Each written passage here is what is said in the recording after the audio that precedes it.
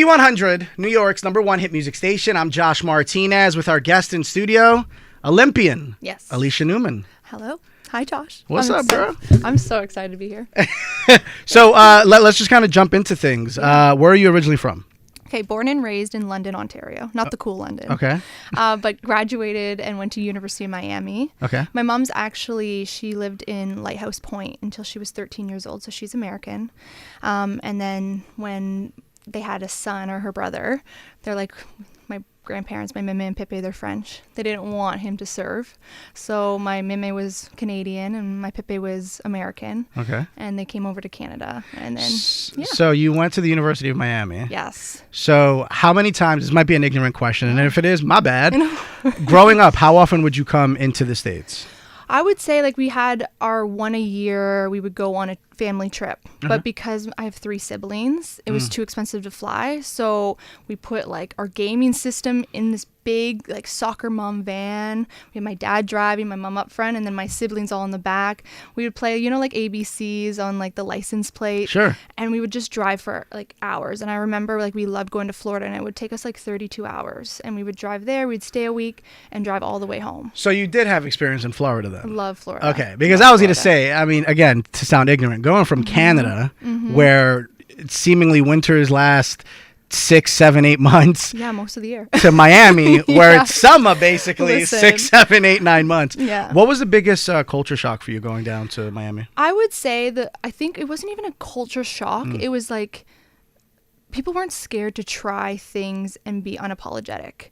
I think I learned a lot from Americans was don't ask for permission, do so. It was such an important thing for me when I went and I was being raised in Canada. It was keep to yourself, keep to your business. Where I find a lot of Americans are in your business, sometimes for a good reason, but also for other reasons, right? To help We're just out. nosy, dog. Yeah, well, that's what I loved. I loved that people actually cared more than they probably should. And it really gave me a voice to be able to not only be an Olympian and be successful, but I think also on social media. I remember in University of Miami getting called into compliance because I was wearing a Fitbit. And I was on my Instagram oh, I love my Fitbit. And they're like, Alysha, you cannot promote things that aren't the NIL deals. You can't do that now.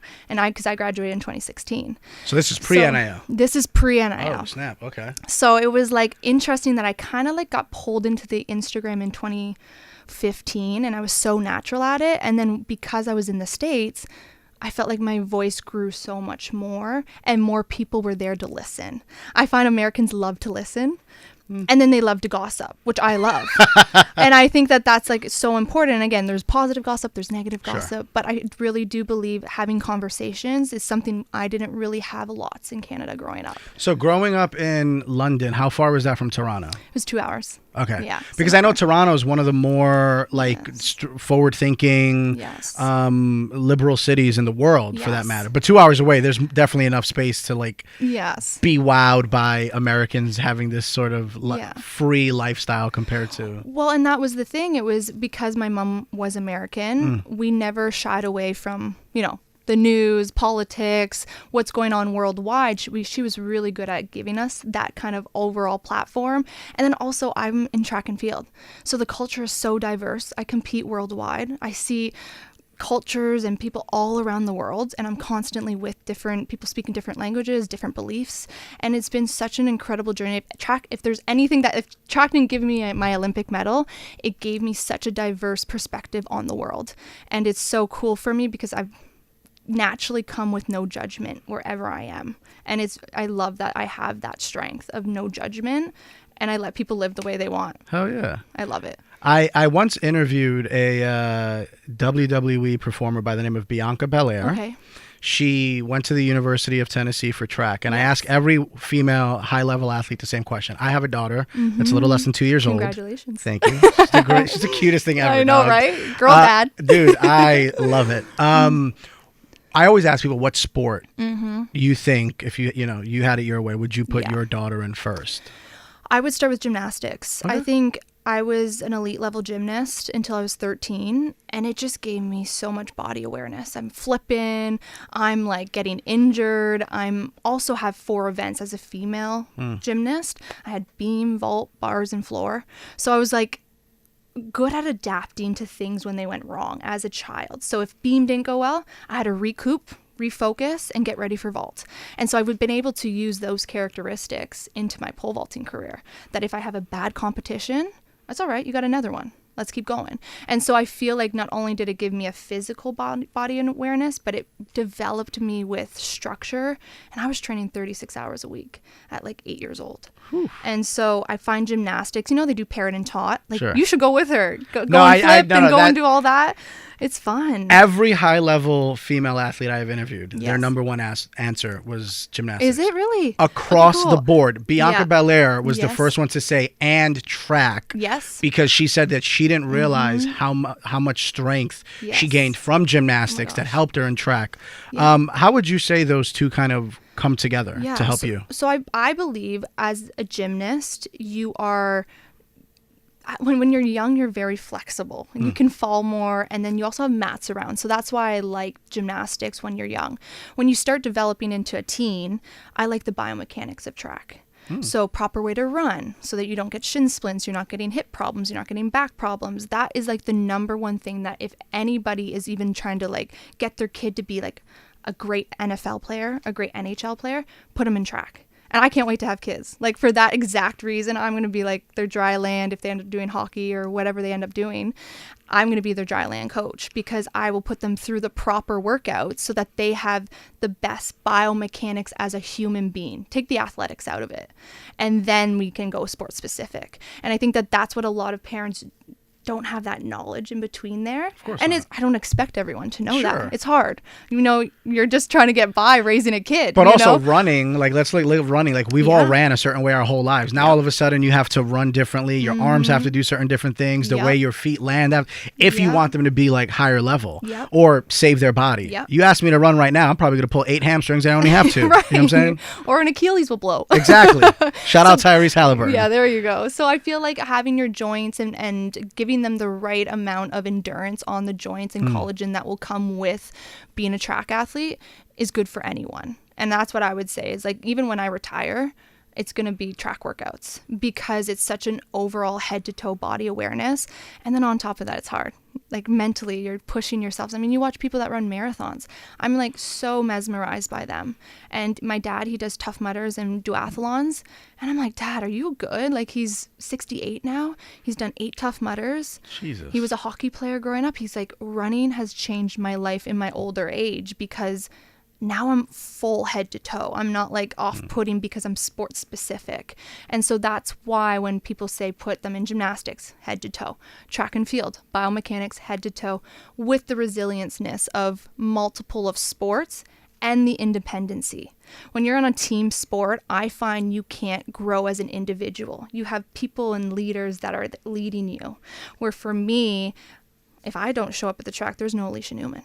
I'm my own organization, and that's what's changed me completely. I can stand on my 2 feet alone, walking down New York City and not feel like I need people around me to comfort me. I'm very much driven independently, and I think track and my individual sports like gymnastics gave me that pedestal to stand on. Was there ever a time where you just wanted to quit and be like, I just want to be a regular, average 12-year-old, 16-year-old, whatever age that was? Yeah, I remember when I was young, I didn't like school. So I think, like I just felt like I was boxed in. I was one of those kids that, for example, I'd be in elementary school and there'd be a math equation and I would get zeros on my math tests and I would go home and be like, Mom, but I got the answer. I just did it different than the way they told me to do it. And I would be so pissed off, but I would go in the next day, go into my teacher's desk, grab the sticker and put it on myself. And it was just because I was like so shocked on it. Does it matter really how we got there? The answer is right. And that's why I really, really believed in sports was there wasn't one way to be great. You look at like Kobe Bryant, you look at LeBron James, you look at some of the best athletes in the world, they all have their swag. They all have their way that they're doing their craft. And that's what I really, really loved about my individuality in sports is no one's telling me how to do it. And I've been able to kind of have that swag and show the world, and then people now mimic to try to do that. So back to your question, when you're saying if I ever wanted to be normal, I did, but didn't want to be normal with the way they were teaching me. So it was weird. Like I did like to like just go to school and not worry about like gymnastics practice, because my dad would pick me up at like noon every day. He'd have spaghetti and meatballs in the back of his truck, bring me, and then my mom would pick me up at 9 p.m. at night. And so the less school I got to go to is the better. Like gymnastics felt like my home, you know, where school felt like it was forced to be there, and it was almost like a little prison for me. I didn't love it. So at what age did you realize, not people telling you, did you realize like, oh shit, I could really do this Olympics thing? Like I could really be this global competitor? So I felt like I went through a little hard time like 13 when I I broke my L5 when I was a gymnast. Just rewind. How, dog? I was doing too many flips. No, I was just overtraining. I think with you being, as you're growing as an athlete, I got really tall from age 11 to age 13 in the gymnastics gym, but still those 36 hours a week was so intense on my bodies and my joint. So I just had a stress fracture in my L5, and they're like, if you keep going with this, you might have trouble later on in the future being fit and athletic. So either you retire now and find something different, or you keep going and just hope to God nothing happens. And so like when we sat home with my mom, she goes, what do you want to do? And actually at that time I was really interested in modeling and acting. And I really was like, I think I could be a good actor. I could like cry on demand. I always like tricked my way out of like detention and stuff like that. I felt like I had a character inside. And then I went to my first like audition and modeling gig, and they're like, you're a little muscular. And they're like, you got to pick. You either are going to be a model and an actress, or you're going to be an athlete. And at that time, because I knew only about sport, I was like, sport's my safety. And this is 13. This is 13. So you're being told like, yo, pick something that's going to alter your life. Yes. By the way, you're barely in middle school. Yes. Jesus. And I think you underestimate it now when I go back and think about it. But because I think we're so young at that age, we don't really know what's out there. True. I only knew track, and I knew gymnastics at that time. I knew modeling, and I knew school and my friends. So as we get older, I think it becomes harder on what we want to do because we have so many options. And so as that 13-year-old, I was like, Mom, I'm still going to keep going, but what do we do? And we were going to think of diving because of the flipping and swimming, but I didn't like the smell of the chlorine. Fair. My dad wanted me to play hockey, which I was really good at hockey. Really? Didn't love the smell of the equipment. And then also now, very fair, by the way. There we go. And then now we're on to track, which has, I think we're up to 17 or 18 events. I don't know what there is now. They're adding all different types of events, you know. So it was at that point where I was like, okay, well, how is my mom was like, how do I take this 13-year-old that was training 36 hours a week, and now she's only supposed to train 10 hours a week at a track. So when she went in and talked to the manager of the club, they're like, we'll put her in everything. We'll have like a 4-hour session. She'll do high jump, long jump, pole vault, and hurdles. And so at that point, that's kind of what started. I was like, okay, maybe I can go to the Olympics for that. But I really wanted to go to the Olympics for gymnastics. Like that was in my mind at probably 7 years old. Wow. I was watching the Olympics every 2 years, winter and summer. I would see them holding the Canadian flag. I'd get goosebumps. I'm like, Mom, I want to go there. Like that's where I'm going to be. And long story short is I was the first Canadian woman to jump over 4 meters, which is 13 feet.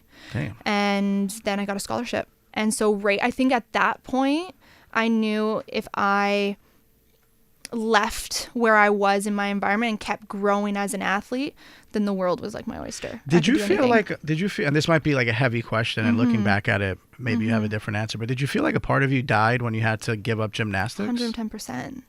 I would be mentally, physically harming myself when I didn't do well at the gymnastics gym. And it wasn't because of anybody else. I mean, we did have some pretty strict coaches. If we didn't hit a bar routine, they would make us sit outside in the cold. Like it was very intense. But I felt like I took that and brought that into my track career to a point where now I'm actually in therapy for Alysha Newman, the human. This was the first year I've done therapy for just me. And before I was in sports psych, I was in neurology, I was in, hypnotism, I was doing everything I possibly could. And so now these things are coming out and it's like insane. Like every time I looked in the mirror, I was like, if you don't win, then you're not the best in the world. And that routine sucked. Look at your leg. And it was like the judges didn't even see it. Like, don't eat that because you're going to get fat. Like, I just don't know where that developed at such a young age, like a 13-year-old, to then I still had it through to university. And I was shocked. And until I made my first Olympic game, that's when all those doubts went away. And I don't know why, where I felt, maybe it was the sense of punishment as a young kid, because when you get in trouble when you're young, you know, you go to the corner or you put on timeout, then you learn. And so I thought maybe being mean to myself, like, you fucking suck, or you're not good enough, or you're ugly, or I would say, sometimes I would be like, if you don't hit this routine, then you're going to die in a car crash. Like, I would say like the craziest stuff. And it was just like, I would put some things in my mind to be so dramatic to get me to another level. And I think I've sat down with tons of athletes and talked about this, and this sense of doing something that's no one's ever done, right? Like, for me to be the first Canadian woman to bring home an Olympic medal for pole vault, there was no one in Canada that for me to look up to. So I had to kind of be off my rocker. Like, I had to kind of like be the first one to try to like click my own mind to be like, you're going to pave that path. And I think that's what came with these self-heaviness and resilientness. And I loved when Kobe would always talk about, a guy would look at him weird on the court and he would make this whole storyline up in his head. And it's kind of the same thing, because you don't really do it to yourself. You do it to the character that is Alysha Newman, the athlete. So now I'm in therapy and I'm going back to the little Alysha, and I'm so emotional. I'm like, I'm so sorry. I start crying. I cry a lot in therapy lately. And I'm like, I'm so mean to you. I was so disrespectful. I didn't give you any credit. I wasn't kind to yourself. So now when athletes come to me and be like, I wish I jumped better, I was like, yes, be mad. You have your 24-hour window. But after that, leave it, let it go. And it's like been such a full circle moment for me, because now leading into my last Olympics in LA, I'm going to try and be so kind to myself. And I wonder actually how high I can actually jump with that. So what would you say is the biggest difference between Alysha, the elite Olympic competitor, and Alysha, the chick who's just trying to live her best life? And they're different. That's why guys like dating me, because they kind of get two girls. Depending on which day, right? No, I would say the difference is, one is very selfish. So the Alysha Newman, the track athlete, the Olympic medalist, she's very much an entertainer. She's there to put on a show. She's there to be the best. Her polished, very perfectionist type self. And then the Alysha that everyone knows, my friends, my family, is the Alysha that has fun, that lets things go, that will have a burger, that will eat ice cream, that will maybe have 2 or 3 drinks, or maybe 2 or 3 too many that I should have had. And that's the Alysha that I truly am trying to find back now, because leading up to my Paris, I really took myself out of all our social aspects. And I kind of like changed my whole neural pathway to be like, this is the life I needed to win. So even leading after the Olympics, I would recall myself like still being very regimented. And it's taken me about 8 months to let go of that regime. And now my track is like, am I going to be good enough? So I'm just trying to refine this transition of, can I also be social? Can I also have negative impact? Can I also have a glass of wine and still jump high? I'm figuring that out right now. And that's what's the beauty about life. You're never going to be the same person, but if you believe that you're making the right decisions moving forward and for your own life, then it's going to work out. So this might be a little bit of a loaded question. I love loaded questions. So you talk about like the way you were raised in your own mind, where like you were hard on yourself because you weren't number one. Yes. So you have the title of the first ever medalist in pole vaulting history for your country, right? By the way, a very successful country. I told you I brought you the medal. I'm gonna hold it later, girl. Don't you worry. But that there's still 2 spots better, if you will, right? Like silver and gold, especially. Oh, yeah. What do you tell yourself a week or 2 after the Olympic Games? You were on the podium, you cried, your family, everyone's showing you love, everyone's showing you praise, but then it starts to set in, I wasn't one. Not even that. I was like, you idiot. Okay. I manifested being on the podium. If there's something I could teach anybody that listens today, I just asked to be on the podium. I didn't ask for a color. Okay. And the universe gave me the bare minimum, that bronze. And then there's nothing wrong. I love my bronze. I'm like so proud of that bronze. And that's what I asked. And lately, and I've had everything that I've ever written down in my life. And for me, I put my things on my ceiling. So I have cue cards. I'll write it so I can see it every night before bed, every night. Your thoughts become things. Correct. And I asked, all on that cue card said, I want to be an Olympic medalist. And if there's one thing I regret, I should ask for that gold, baby. It's like, you idiot. What the hell? So now we're going into the final Olympics. My last Olympics. Final one. Mm-hmm. We're a couple years away now, right? Yep. Basically like 2 years from now. Yeah. It's close. From this time. Yeah. What's the training like between now and last go round to try to just be a medalist, maybe even a gold medalist? Not maybe. You best believe that cue card says gold medal. Goddamn right. Maybe a little world record on there too. Let's do it all, baby. Might as well at once. What's that routine like now from now till then? So this is one thing that I'm really excited about. I think I recognize. So leading into Paris, I tore everything in my ankle in March. The fuck? Everything. I have one ligament left on my right side. I know. Wild. So if you see, I wore high socks at the Olympic Games because I had both of my ankles taped. And it's just, and I'm laughing because this is me. All my injuries, my concussion, like everything, my ankles, my wrists, my back, everything really happened outside of sports. And it was just me not even pole vaulting. And I was like running and I rolled it when I was running. And I was like doing a hurdle walkover and I went over my ankle. So I've recognized, if anything taught me there, I'm always learning. That's the thing about sports. You can only win or you can learn. And if people are like, you win or you fail and you suck and you're not going to get great. So I really switched my mentality to win or learn. And I've learned a ton. And if I learned one thing is I put in my 10,000 hours. From 15 years old to 30 years old now, I've put in my base. I don't need 40 hours a week to train anymore. I actually need a healthy balance. I need love in my life. I need health.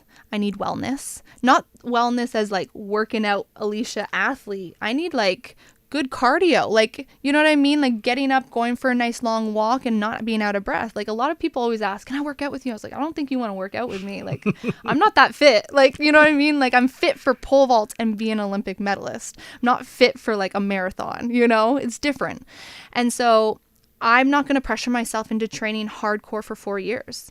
I think if I've learned something, like I said, it's going to be quality over quantity. I always mess that one up. And leading into them, I think I need my day for Paris was only like 89 days.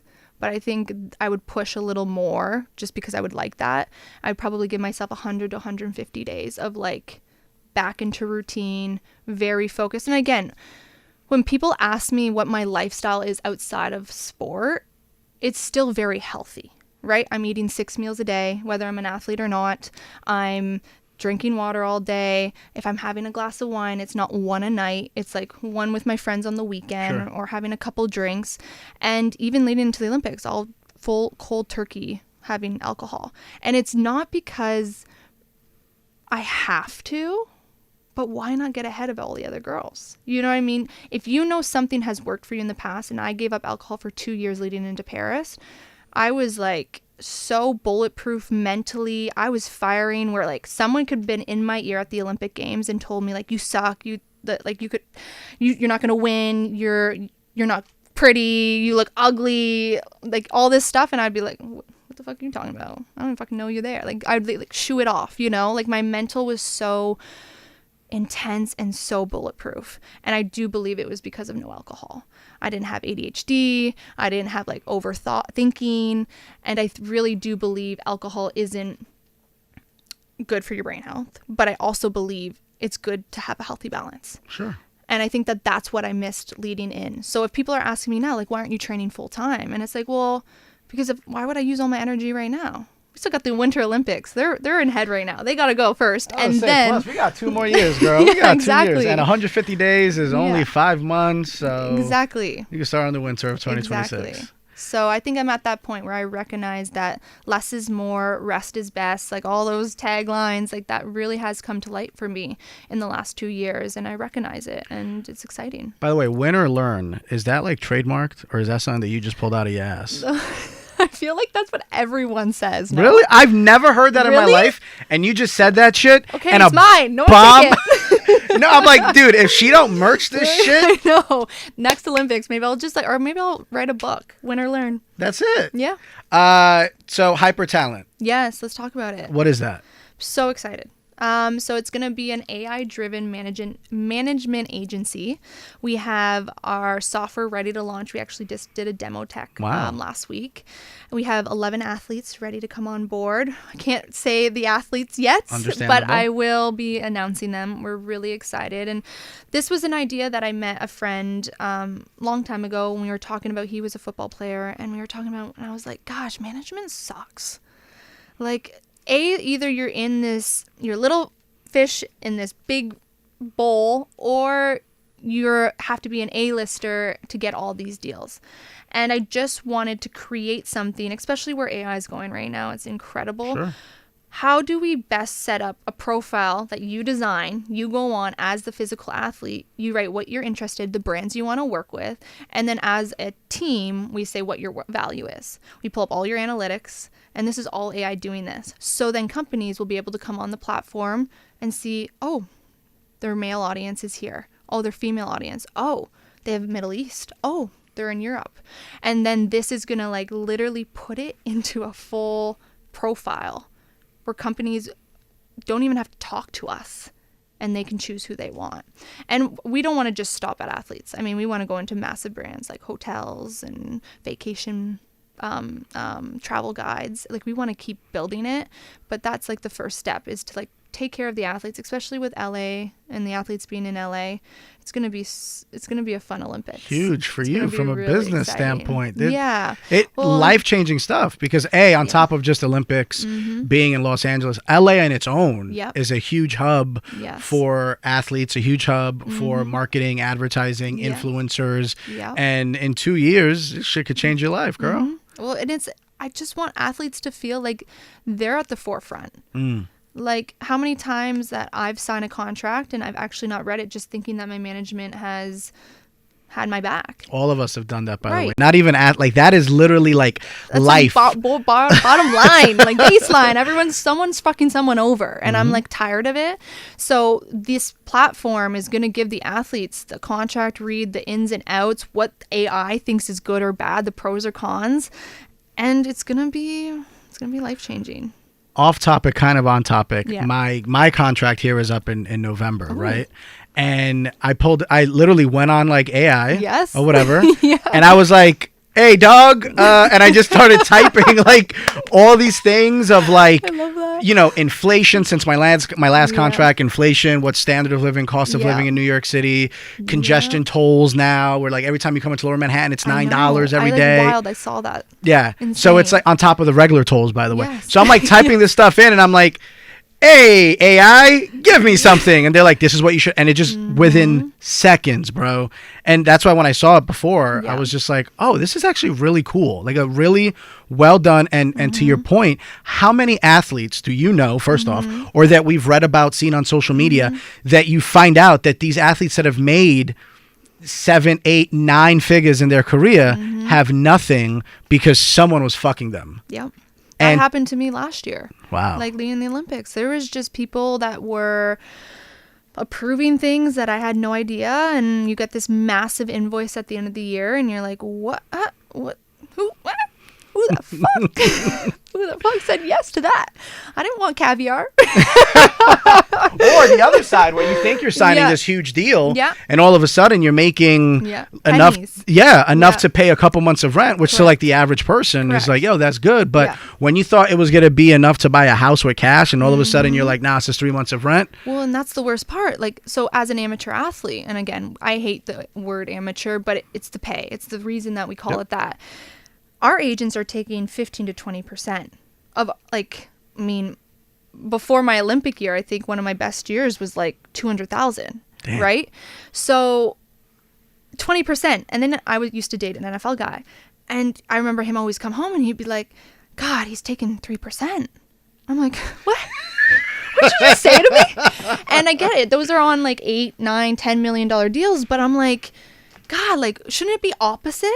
You know what I'm saying? And that's what's the hardest part is like we want to be able to give this platform to athletes that we're not taking all your money. You're doing the work, and athletes that want to do that work and really sign deals that's best for their lifestyle. And that's organic. I'm tired of seeing people on here promoting certain waters or energy drinks, and it's like not even them.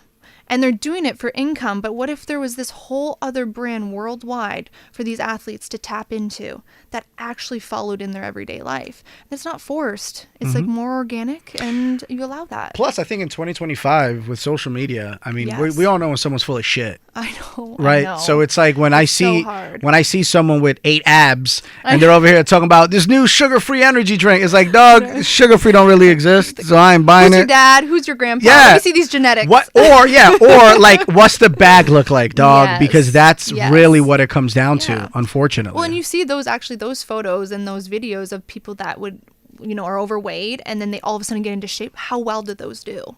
Right? Because you see the whole process. You can't fake that stuff. And then you see the resilienceness and you see the determination, and then everyone feels like they're related. I can do that too. If I have this goal, I'm going to accomplish it. And that's why I've tried to stay away, if you've looked on my social, from a lot of brand partners, because I try to work with companies that align, that's natural. And yeah, I have abs because I eat gluten-free. Why would I partner with a bread company that's not gluten-free? Do you know what I mean? But that's not the only reason. It's just like that's my mindset, as I'm gluten-free, dairy-free while I'm competing and training. So I would only probably work with those type of companies, right? And so I just feel like it's gotten out of control. And again, social, like the influencers, I say this all the time. People are like, you don't consider yourself an influencer. I was like, I would be taken away from influencers. The amount of times they post a day, the content that they think of, and then the whole production and then the editing that goes behind it. I'm not even going to put myself in that, because I find photos, I get good content, I throw it up, and then I try to put something motivational or where I'm at in my life. I try to like talk about my journey, and then slowly input these. Like right now, I'm really into crypto. My brother's really into Bitcoin, and I'm partnered. I asked, I was like, I want to be with BitBuy because they're a Canadian crypto platform app, and I've started investing into that like 10 years ago, and I've seen that growth. And it's like, how do I make it fun and organic? And I've loved the last 2 posts we've done was like Q&A in the ice bath, and then was me pole vaulting, and it was like block by block, like how I got my Olympic medal. And that stuff became really natural, and it was a company I really, really wanted to work with. And so that's why I love where I'm at. I don't consider myself an influencer, even though I do believe I try to put as much raw and real as I possibly can on social. So when it comes to what we could expect from you for the next, I always ask artists and celebrities, what can we expect from you for the rest of the year? You're in a unique case because eyes are really going to be on you in about 2 years out in LA. So what can we expect from you over the next 2 years on social media as people follow your journey to the 2028 Olympics? Yeah. No, I think people are going to be shocked. I think I'm in a transition year right now. Got a couple new management, a couple new coaches, a couple new people on my team. Like it? I'm going to blow up. Filming a documentary, writing a book. Love it. There's just a lot of things that I've been wanting to do. I feel like I've always been jealous of artists because whether they write their music or not, they sing a lot of their emotions. And as athletes, we can really only lay it down on the track every 4 years. And so for me, my book is going to be kind of my therapy. Let the whole world, all these words and voices and this hamster wheel that's going on in my head all the time, I'm just going to lay it all on the ground and on the paper and launch that into the world. And I think it could help a lot of people. I think a lot of people feel lost, and a lot of people don't really know what the hell they're doing every day. And I think people need to recognize that that's a lot more people than we think. Plus, I think when you're a high-level Olympic athlete, you have a very short shelf life. Very short. Like the idea of the, a lot of Olympians getting to even into their 30s and still participating is like a big deal. Yes. Normally, people will do their one Olympics, sometimes two, because it's tough to maintain that level of, to your point, like that high level athletic prowess, but also like the mental toll it takes on you, bro. Like, think about it. Like there's a Super Bowl, there's a Stanley Cup every year. They got a chance to come back. We only have one shot every 4 years. And I'm also female and I want lots of kids. You know what I'm saying? So, I have a lot of things. Like I want to get my laser eye surgery because I have I can't see far, and I'm tired of putting my little contacts in. And then I want to freeze my eggs. Like, there's just like a lot of things that I want to do personally that's only going to help me be a better athlete, better mom, better girlfriend, better, best friend, and better daughter. And I think no one gives us permission to take time. Like, I'm not sure what your contract says, but if I don't show up to a meet, like, I get deducted, right? Like, no one gives me like a mental health break. Like, if I'm having a bad day on Olympic day, I'm fucked, right? Like, and that was my first 2 Olympics. My first one, I was young and I was like nervous, and I didn't have the resources nor the money to pay someone to help me tunnel vision that and control it and have my little toolbox. Number 2, I was 3rd in the world going into Tokyo 2021, the COVID Olympics, and I got a concussion. I hit my head stepping into a bathtub like 4 months before. So then I'm going into Paris. I tear everything in my ankle. And I was like, give me more. Now I have my whole team. Everybody's expecting me to win. Like, there's just like a lot of pressure. And I'm like, just tell me what you want from me. And it was different. Those first two Olympics, I was like, I don't want to hear about it. Don't tell me about it. Don't tell me I'm great. For this one, I was like, tell me how bad I am. Tell me how great I am. Like, give me all that energy so I could prove you wrong, so I can jump high as fuck. And I could just like live my life out as much as I can. And if you watch my Olympic Games, I don't even really recognize her because she was so happy. But inside I was so determined, and so it was opposite. Like, I was like so angry, but not angry like mad. I was like angry, ready to fight. I felt like I was at war. And my smiling, my entertainment, it's been like, that's been the most monumental point in my entire career, was rewatching my Olympic Games and seeing how much fun I was having. Because that in my head, it was like not happening like that. But it was so cool that that's what everyone else got to see. So we are a music station. So last question. What do you listen to get you ready? She's going to be mad at me. But I love Rihanna. I need her to come back. I just need her to come back for LA 2028 for me. Everyone wants her to come back. She's just like, I know she rates her songs and I don't even care. The way she performs them, this girl's like the baddest bitch I've ever, like, if there's one person, I don't get like starstruck by people. Her, I'd be like, girl, can I just hang out with you for like 4 days straight? And like, let's just do whatever. Because she's just like, her aura, I've never met her, but her aura, the way like I've heard people in the industry talk about her, just her luck. She's a badass bitch. One more time, Alysha Newman, appreciate you stopping by, girl. Thank you so much, Josh. If nothing else, good luck in 2 years. I'll see you back, maybe. From the top of the Empire State Building. Z100.